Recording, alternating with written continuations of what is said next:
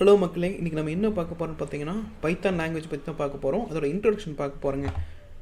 பைத்தானை பற்றி சொல்லணும்னா பைத்தானை வந்து யார் இன்ட்ரடியூஸ் பண்ணி வச்சான்னு பார்த்தீங்கன்னா கூடியோ வான் ராசம் அப்படிங்கிற இன்ட்ரடியூஸ் பண்ணி வச்சா. அப்படி அவர் எப்போ இன்ட்ரடியூஸ் பண்ணி வச்சார்னா 1990 இன்ட்ரடியூஸ் பண்ணி வச்சா. அப்படி இந்த பைத்தான்கிற பேர் வந்து எதனால் பைத்தான் வச்சான்னு பார்த்தீங்கன்னா, இவர் மோன்டி பைத்தான்ஸ் ஃப்ளையிங் சர்க்கஸ்னு பக்கத்தில் இருக்கிற சர்க்கஸ் கம்பெனியில் அவருக்கு ரொம்ப பெரிய ஃபேனாக இருந்தனால பைத்தான் அப்படிங்கிற பேர் வச்சுருக்கா. அப்படி பைத்தான் கம்பேர் பண்ணும்போது நம்மளுக்கு ஜாவா இருக்கட்டும், ஜாவா ஸ்கிரிப்டாக இருக்கட்டும், C++ஆக இருக்கட்டும், இது பைத்தான் என்னவாக இருக்குன்னா ரொம்ப ஈஸியாக இருக்குங்க. ஈஸியாக யூஸ் பண்ணுறக்கா இருக்கும், ஈஸியாக லேர்ன் பண்ணுறக்கும் பைத்தான் வந்து ரொம்ப ஈஸியாக இருக்கும். இதில் வந்து பார்த்திங்கன்னா பைத்தான் வந்து நிறைய அட்வான்டேஜஸ் இருக்குங்க. அது என்னென்ன அட்வான்டேஜஸ் பார்த்திங்கன்னா general purpose, interpreted, interactive, object oriented, high level. இது என்னென்னு நான் உங்களுக்கு டீட்டெயிலாக சொல்கிறேன். இன்டர்பிரட்டட் அப்படின்னா என்னென்னு பார்த்தீங்கன்னா இன்டர்பிரட்டட் அப்படின்னு என்னென்னு பார்த்தீங்கன்னா ப்ரோக்ராமிங் லாங்குவேஜ். அதாவது நம்ம பேசுகிறது வந்து இப்போ நம்ம இன்னொருத்தவங்களுக்கு புரியும். கம்ப்யூட்டர் லாங்குவேஜில் எப்படி பேசுனா கோடிங் மூலமாக தான் பேச முடியும். அதனால தான் அது இன்டர்பிரட்டட் அப்படின்னு சொல்கிறாங்க. அதாவது நார்மலாக நம்ம இது பண்ணுறது கோடிங் போகிறது வந்து அது லாங்குவேஜை அதோட கம்ப்யூட்டர் லாங்குவேஜாக மாற்றி கொடுக்கறதுக்கு பேர் தான் இன்டர்பிரட்டருங்க. இது நல்லா நோட் பண்ணி வச்சுக்கோங்க. இன்டர்வியூ கொஸ்டின்ஸில் கேட்பாங்க இன்டர்பிரட்டர்னு என்னென்னு கேட்பாங்க. ஏன்னா இம்பார்ட்டண்ட்டானதுங்க. நான் சொல்கிற எல்லாம் இந்த பைத்தானில் இருக்கிற சொல்கிறது எல்லாமே நான் சும்மா பேசிக்ஸ் தான் சொல்கிறேன். அதுவும் இல்லாமல் முக்கியமான விஷயங்கள் மட்டும்தான் நான் சொல்கிறேங்க. அதை நீங்கள் நல்லா பார்த்துக்கோங்க. இப்போ அடுத்து வந்து கம்பைலர் அண்ட் இன்டர்பிரட்டர் அப்படின்னு சொல்கிறாங்க. அது என்ன கம்பைலர் அப்படின்னு பார்த்தோம்னா, இப்போ இந்த கம்பைலர் என்னென்னு பார்த்தீங்கன்னா, இப்போ நம்ம ஒரு கோடிங் நம்ம அடிக்கிறோம், அதில் ஏதாவது மிஸ்டேக்ஸ் அது மாதிரி இருந்துச்சுன்னா அது வந்து கம்பைலர் தான் சொல்லுங்கள்.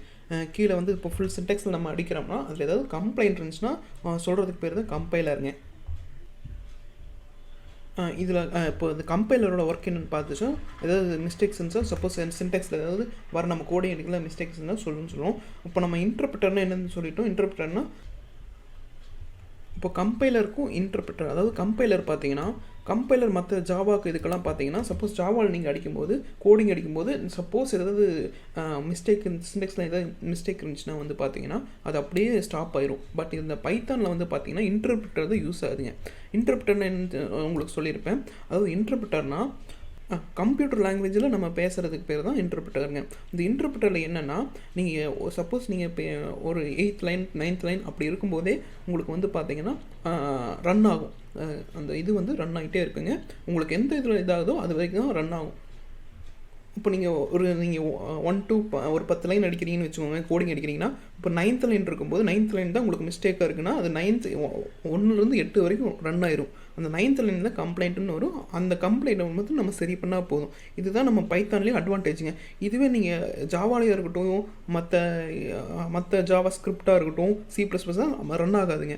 நீங்கள் இது பைத்தானுங்கும் போது ஃபுல்லாக அது ரன் ஆகும். இதுதான் நம்மளுக்கு பைத்தானுக்கு உண்டான அட்வான்டேஜுங்க. உங்களுக்கு சொன்ன மாதிரியே தான். இப்போ பார்த்தீங்கன்னா ஏதாவது எரர் இருந்தால் அது டிஸ்பிளே ஆகுங்க. அதான் இன்டர்பிரட்டருங்க. லைன் பை லைன் செக் பண்ணுங்கள். இன்டர்பிரட்டருங்க வந்து லைன் பை லைன் செக் பண்ணுவோம். இப்போது நம்ம ஒரு எக்ஸாம்பிளுக்கு பார்த்தீங்கன்னா இன்ட்ராக்டிவ், அதாவது நம்ம ஒரு கோடிங் அடிக்கிறோம். A = 5, B = 10, C = A+B. அப்போ நம்ம அவுட்புட் ஆஃப் C, அதாவது பிரிண்ட்னு கொடுக்கணுங்க. நம்ம பைத்தானை பொறுத்தளவுக்கு பிரிண்ட்னு கொடுக்கணும். பிரிண்ட் ஆஃப் C அப்படின்னு கொடுத்தோம்னா நம்மளுக்கு A+B அது வந்து பிரிண்ட் ஆயிருங்க. இதுதான் நம்மளுக்கு பைத்தானோட இதுங்க. டேரெக்டாக நம்மளுக்கு எந்த விதமான கோடிங் எதுவுமே தேவையில்லை சார், டேரெக்டாக நம்ம இது பண்ணிக்கலாம். அதான் பைத்தானோட அட்வான்டேஜுங்க.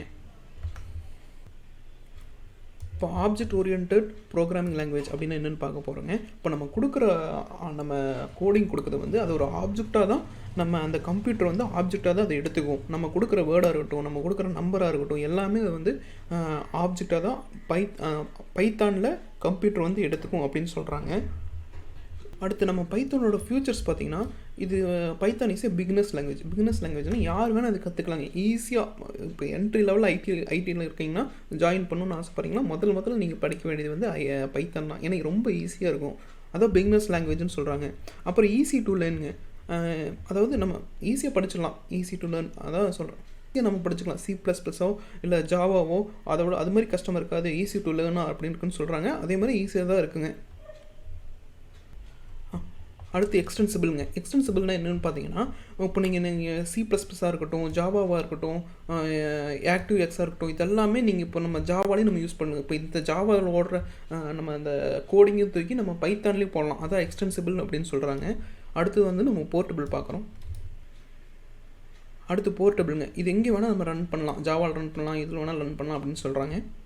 அப்போ பைத்தான் வந்து நம்ம எப்படி டவுன்லோட் பண்ணுறது, நான் ஒரு வீடியோ போட்டிருப்பேன், ஹவு டு இன்ஸ்டால் பைத்தான்ட்டு. நீங்கள் அதை பார்த்து டவுன்லோட் பண்ணி நீங்கள் யூஸ் பண்ணி பாருங்கள்.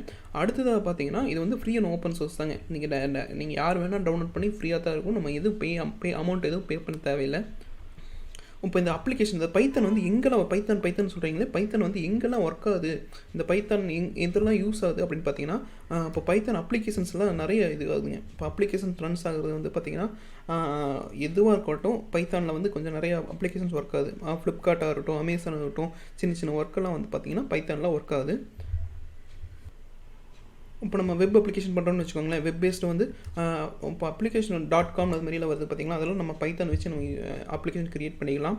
அப்புறம் பார்த்திங்கன்னா இது 3D CAD அப்ளிகேஷன், அப்புறம் கேமிங்க்கெல்லாம் நல்ல கேமிங் அப்ளிகேஷன் அது மாதிரி பண்ணுறதுக்கு வந்து இந்த பைத்தான் வந்து நிறைய யூஸ் ஆகுது. இப்போ கேமிங் அப்ளிகேஷன் நீங்கள் எது எடுத்தாலும் பைத்தான் இல்லாமல் ரன் ஆகாது. அதனால தான் பைத்தான் வந்து ரொம்ப இம்பார்ட்டன்ட் சொல்கிறாங்க.